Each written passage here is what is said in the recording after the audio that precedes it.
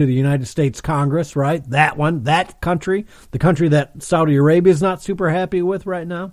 Why is John Bolton over there? Was he looking for a job? Getting some money? Getting instruction? I don't know. I'll be honest. I kind of always liked John Bolton because he's like me. He's in your face. He was a bit of a war hawk. Yeah. Sorry. America needs to be a little on the hawkish side because don't get pushed around.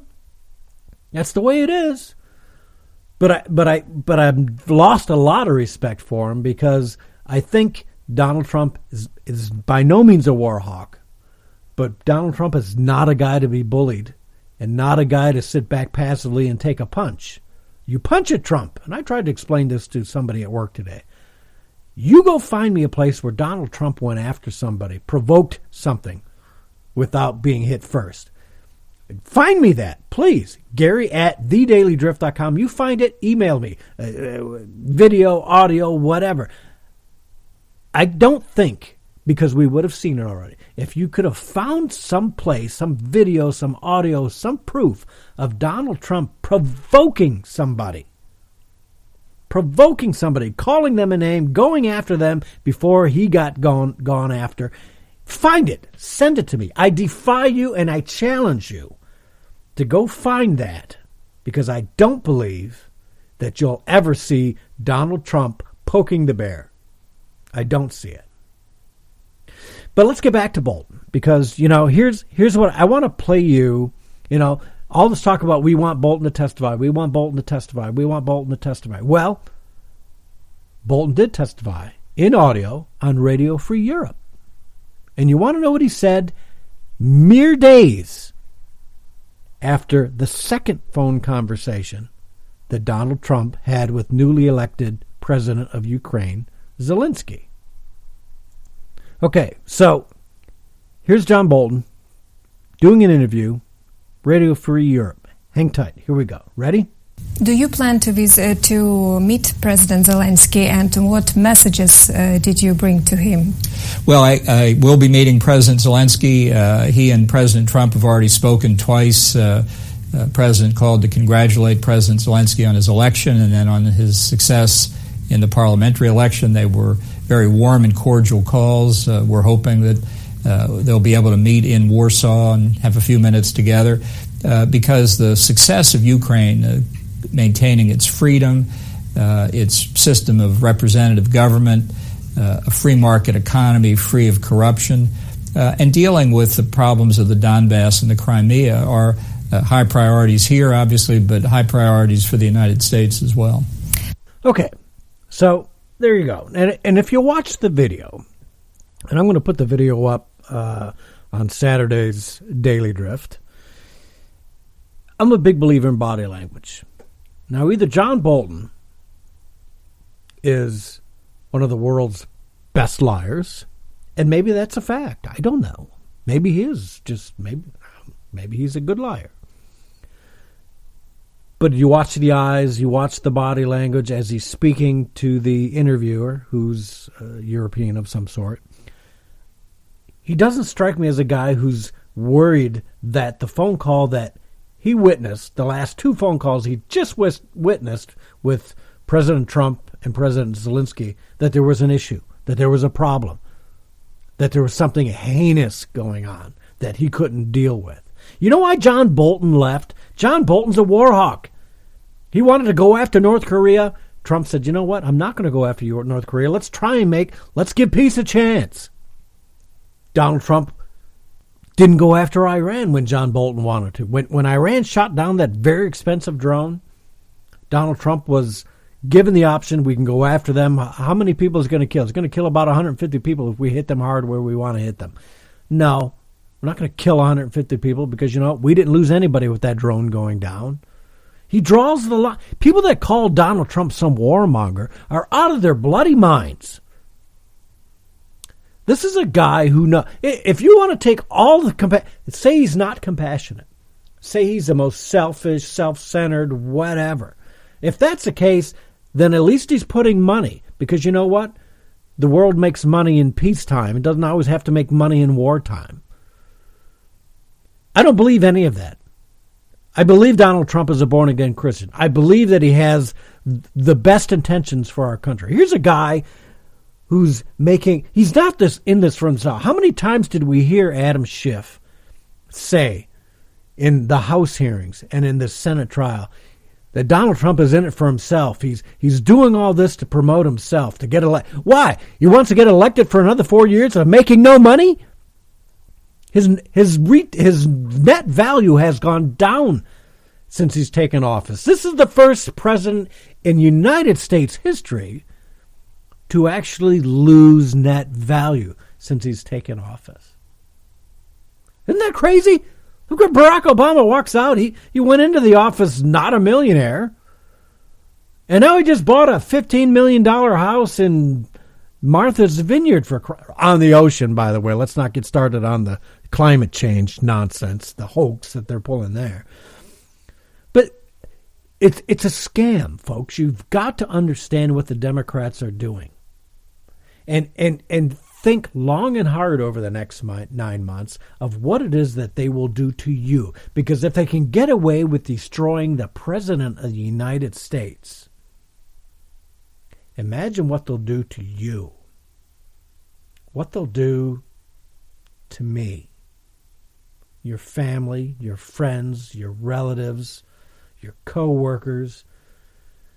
If any of you speak out, this is what they'll do to you. They've been doing it for you. Look what they did. Look what Barack Obama did with the IRS on those conservative groups. This is what the Democrats, they want control. This is about nothing other than complete and utter control over you and me, our lives. The Green New Deal, really? What we can eat, what we can drive, what we can't drive, that we should stay home and all live in a 900 square foot apartment. You can't have a home. You've got too much money. I'm taking that away from you. We've got 12 people down the street living under the freeway. They deserve, a 500 square foot apartment. So you're going to lose your home and we're going to put you in an apartment. This is what the Democrats, and this is the choice you have to make between now and November. What are you going to do? What are you going to do? Are you going to vote? Are you going to do more than vote? You need to talk to people. You need to talk to your children, especially your grandchildren. If you're an older person, get hold of your grandchildren. Make them aware. I mean, it's pretty obvious to me. I see a lot of young people. And, of course, they're Bernie supporters and they're liberals. They have a heart, blah, blah, blah, blah, blah, whatever. It's amazing what 10 years in the workforce can do when you've paid 10 years worth of taxes. 38% of your income going straight to the federal and state governments. Whoop! It's just, I don't know where that money went. You ain't getting it back. Oh, but you get roads. No, you don't. You pay gas tax for those roads. You're not if you're like the average hardworking American, you pay 28 to 38%. And you're not getting anything back, folks. And you get your military. I'll pay for the military all day long. These are the guys that make our life possible. And I'll pay for the Veterans Administration. Those are the guys that deserve to be taken care of. But I'm certainly not going to be agreeing to pay for the health care of somebody who crossed the border illegally or somebody who came here to give birth to a baby so that they could get freebies. I work damn hard for my money. I've been working on the books since I was 14 years old. That was my first paycheck. Seeing that money go to the federal income tax and FICA and everything else. I started at 10 to doing delivery paper route, and I don't remember filing taxes from the age of 10. I do remember my first job, and I was kind of a maintenance guy. That was my job. I cleaned toilets, locker rooms, racquetball courts. That was my job. It was a great job, actually. I got to take care of the candy machines, too. And I can say this now because I used to eat some of that candy out of the candy machine. Those were great days. I remember that.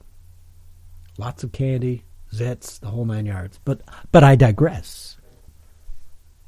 Okay, so speaking of which, I want to talk about Rand Paul, who had a question, because they're in the question and answer period today. It's Friday. And Rand Paul had a question for the defense, or not the defense team, for the House managers team. And at this point, you, as a senator, you submit your question to Chief Justice Roberts, and he will read that question, and then it will be answered. So they say. But let's listen to what happened when Senator Rand Paul tried to ask, and listen closely. Ms. Manager. Mr. Chief Justice. Senator from Kentucky. I have a question to present to the desk for the House Manager Schiff and for the President's Counsel. Thank you. The presiding officer declines to read the question as submitted. So Chief Justice Roberts refused to read the question. So if Chief Justice Roberts refused to read the question, let's hear from Rand Paul himself, who had a press conference afterward about what it was he wanted to ask. So hang tight and let's listen to this. As you may have noticed, we had something slightly atypical downstairs. I asked a question, and the question was refused.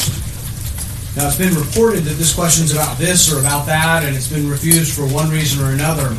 I can tell you that my question made no reference to any whistleblower or any kind of person, a complainant from a whistleblower. But I will read you the question so it can be made part of the public record.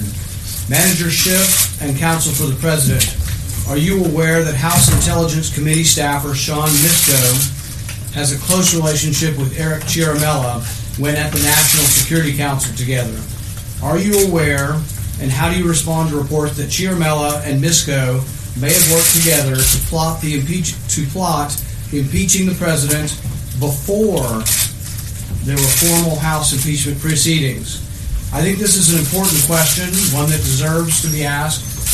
It makes no reference to anybody who may or may not be a whistleblower. The manager Schiff says he has no knowledge. If he has no knowledge, the rest of us can have no knowledge of who the whistleblower is. The president's team says they have no knowledge of who the whistleblower is. I think it was an incorrect finding to not allow a question that makes no reference. It means that anybody ever said might have been a whistleblower could never be discussed in a proceeding. I think it's very important whether or not a group of Democratic activists, part of the Obama-Biden administration, were working together for years looking for an opportunity to impeach the president. With that, I'll take a few questions. Okay, so there you go. Sean Misko used to work on the NSC with Eric Ciaramella, and I'm going to say it, Eric Ciaramella is the whistleblower. Nobody wants to say it in government. Most of the mainstream media won't say, I'm saying it. Eric Ciaramella, Eric Ciaramella, Eric Ciaramella. This is the dude who's the alleged whistleblower. So there's allegedly a person who can testify that Sean Misko, Eric Ciaramella, and Vindman, Lieutenant Colonel Vindman, who's actually a Ukrainian or Russian, whatever it is, him and his twin brother, who still sits on the National Security Commission, right? That these people were actively plotting to get rid of Donald Trump from day one. Actively plotting from day one to get rid of the duly elected President of the United States. That is a coup. That is treason. That is sedition. Now, I've suffered on Twitter a number of times for using the word hang or hanging for treason. I've had my share of suspensions. You can't use the word hang on Twitter. Bear in mind, you will be suspended, as I have been on multiple occasions. And you find these people, once they find one, they go back and they find two or three, and so you get suspended for using the term two or three times, right? I have to be very careful on Twitter. And if you're not on Twitter, you need to be on Twitter, and you can reach me at Gary Daily Drift on Twitter. Follow me, I'll follow you. And I think I'm at 23,000 followers or whatever it is. But Twitter is my favorite social media, so make sure you're going there. But the point is, Rand Paul is making here is that how can